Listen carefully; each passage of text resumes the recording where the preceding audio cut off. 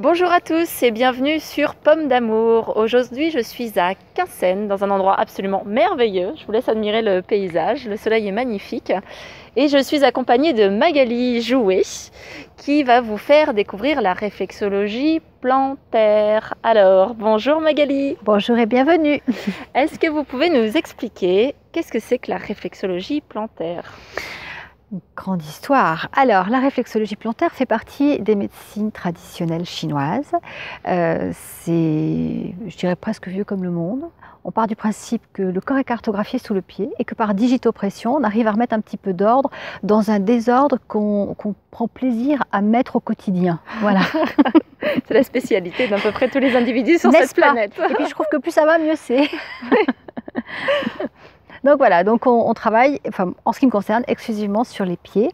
C'est des petits points de pression, c'est quelques rotations. On n'a pas le droit d'utiliser le mot massage, enfin ça fait partie, on va dire, des massages bien-être, parce que ça on peut.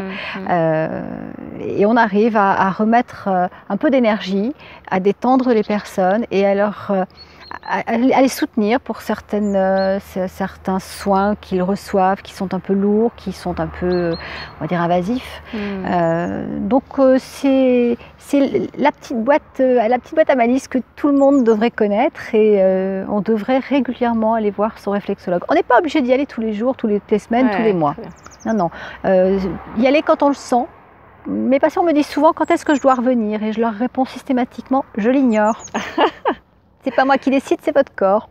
Donc en fait, la réflexologie plantaire peut permettre d'accompagner des personnes avec des pathologies lourdes. Oui. Comme on évoquait tout à l'heure, l'accompagnement de bébés qui viennent de naître pour... Tout à fait, un bébé qui vient de naître, qui a ses petites coliques, qui n'arrive pas à dormir parce qu'il se tord de douleur. Ça peut être un adolescent qui a une crise qui peine à passer, donc c'est beaucoup de chamboulements, c'est beaucoup de questions, c'est quelquefois un peu d'agressivité, beaucoup d'énervement qu'il communique aux parents, donc quelquefois j'ai les deux, j'ai les parents et les trois, quelquefois les parents et l'enfant.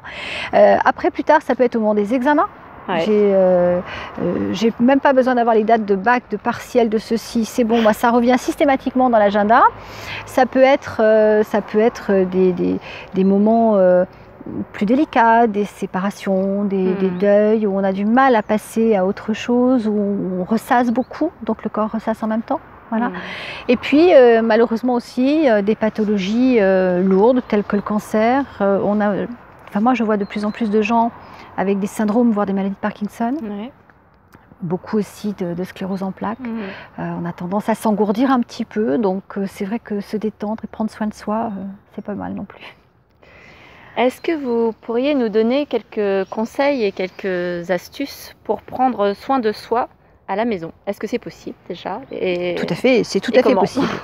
Alors, la première des choses, c'est évidemment bien entretenir ses pieds. Ça paraît tout bête. C'est surtout, bien sûr, les nettoyer, mais enfin ça, est-ce nécessaire de le dire, de le rappeler? Quoique, mais surtout utiliser des crèmes hydratantes. La crème hydratante la plus basique qui soit, eh bien, on passe un petit coup de crème hydratante le soir et on hydrate la peau et on en profite pour masser jusqu'aux orteils. On ne les oublie pas, nos petits orteils. Je dis souvent à mes patients, et je le martèle régulièrement, nous sommes toute la journée à piétiner, à marcher, à courir et on prend pratiquement jamais conscience que sans les pieds on ne fait plus rien.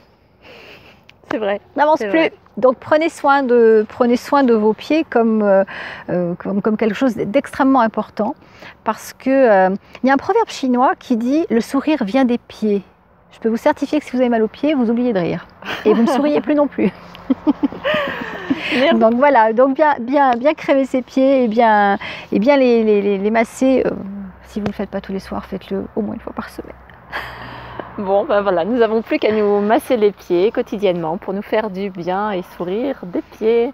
Merci beaucoup Magali Jouet. On vous trouve à Quinssaines et il y a juste à taper Magali Jouet, Jouhet, sur internet. À bientôt sur Pomme d'amour. Au revoir.